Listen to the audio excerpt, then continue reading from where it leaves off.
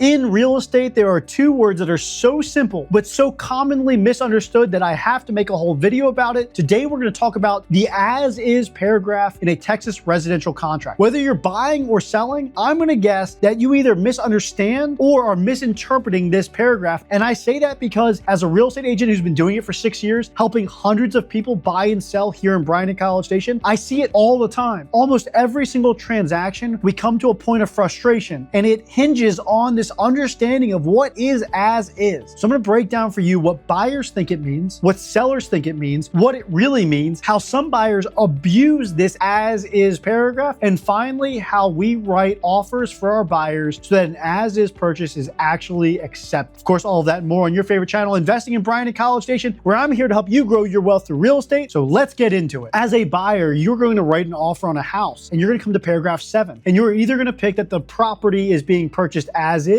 or it's being purchased as is with repairs. So if you check just the as is box and you're a buyer, you might think, well, wait a second, am I buying this property literally as is, meaning that no matter what I find, I have to buy this house? What if we get the inspection and the foundation is crumbling? And that's the problem. A lot of buyers get nervous about this checkbox because they assume that there's no out. And that's not true. We're gonna break that down here in a second. But here's the other side of the table. If you're a seller and you receive an offer with the as is box, you might have the understanding that that buyer is going to buy the house no matter what, right? They checked as is. That means that they're taking it no matter what they find during an inspection. They're going to buy this house because they told me they're buying it as is. But here's what is actually written into that paragraph. I want to read it verbatim. This is according to the Texas 1-to-4 residential contract. We're talking about paragraph 7, subparagraph D, acceptance of property condition. As is means the present condition of the property with any and all defects and without warranty except for the warranties of title and warranties in this contract. Okay, that is our understanding as is. It's the current condition of the property. But it goes on. Buyer's agreement to accept the property as is under paragraph 7D, 1 or 2, does not preclude the buyer from inspecting the property under paragraph 7A, from negotiating repairs or treatments in a subsequent amendment, or from terminating this contract during the option period if any. So let's break that down. What this is saying is that yes, as is means that you are making an offer based on the current condition of the house, but you still get an inspection. If you negotiated for an option period, you still have an unrestricted right to walk away from that property, meaning that you can get the inspection, you can bring to light things that you didn't otherwise know about the property, and you can negotiate on these items. For example, let's assume that you walked the house, it looked pristine, but the inspection report said, hey, by the way, there's this huge crack going through the foundation. It's actually sloping on either side and it's getting worse. And they point out all these things that you couldn't see during the walkthrough. Well, now you can go back to the seller and say, hey, Mr. Seller, I didn't know there was a foundation issue. You didn't disclose a foundation issue. And now we have to have a discussion about what this foundation means for our agreement. Does it mean that we're going to have it repaired? Option 1. Does it mean that you're going to give me a credit? Option 2, or a decrease in price? Or does it mean option 3, me as the buyer, well, I'm just going to walk away. So whether you can get the repair, get some sort of a credit or price reduction, or you're going to walk away, you still have that option during your option period because it's an unrestricted right. So that means that yes, you can renegotiate on items you find during your inspection. But here's how some buyers take advantage of this. What we're talking about here is called retrading. And this is a dirty word within the real estate industry. Honestly, if you become a retrader, you're kind of branded as a guy who negotiates in bad faith. It looks something like this. Let's assume you walk that house and you realize that the AC was falling apart. First off, the air filter is caked in dog hair, and you look at the data plate on the AC, it's 25 years old. Maybe even worse, the seller disclosed that the AC is 25 years old. Now you know there's an issue with the AC, but you want to make a competitive offer. You want to get the offer accepted, so you offer on the house as if the AC was brand new or nearly brand new. You know full well that when you get that inspection report back, it's going to say that the AC is falling apart. And sure as heck, that's what happens. The inspector goes out there, provides the report, and says, hey, I recommend full replacement of the AC. It's old, it's using old Freon, blah, blah, blah, blah, blah, blah. And then you go back to the seller and you go, Mr. Seller, oh my God, the AC's falling apart. I can't pay that price. Not with an AC like this. what you're doing is you're now bringing to light something you already knew before you went under contract, and you're trying to negotiate the price down as a result. If this was done maliciously, well, you're just a bad person. And honestly, even if it's not done maliciously, you should have caught it and your agent should have helped you out with this process so that you didn't end up in this position. Because what you're doing is you're taking advantage of a seller. And this is not a good practice. Yes, in a short period of time, you might be able to beat up the seller and get a better price, but that is a very short-sighted approach. You see, in doing so, you're gonna burn the bridge with the seller. So if you are an investor, good luck buying any of his other properties. You're gonna burn the bridge with a listing agent because now that listing agent thinks that you're a prick, because you kind of are. And then you're gonna burn the bridge with your buyer agent because your buyer agent is probably, like me, trying to build a reputation in town of working with reputable investors, reputable buyers. And so now you burnt that agent's reputation, so you burnt that bridge as well. You burnt 3 bridges. And then the last point is this. Guys, the people who retrade usually have short lives in the investing space. Those folks who make offers and make it easy to close, meaning that they don't retrade, those are the folks, in my opinion, that have the most money. In fact, the richest investors I know never retrade. So if you are looking to buy a house, I recommend that you make an honest offer based on everything you know about that house during your walkthrough and the seller's disclosure. I recommend you be upfront and transparent about the items that you are factoring into the offer. Hey, Mr. Seller, I understand the roof is on its last leg, which is why my offer price is $5,000 to $10,000 under your asking price. I had to factor that in. That is an honest way to negotiate upfront. And then, hey, if you find something that wasn't disclosed or you couldn't otherwise see during the option period, 100% bring it up. We do that all the time. But if you know about it before you make the offer, you better factor that into your original offer price and the terms of that original offer. Otherwise, you're going to be labeled as a retrader and nobody wants that. Guys, this kind of thing is what ruins deals. When buyers and sellers are on different wavelengths, when they're reading different sheets of music, when they don't understand something as simple as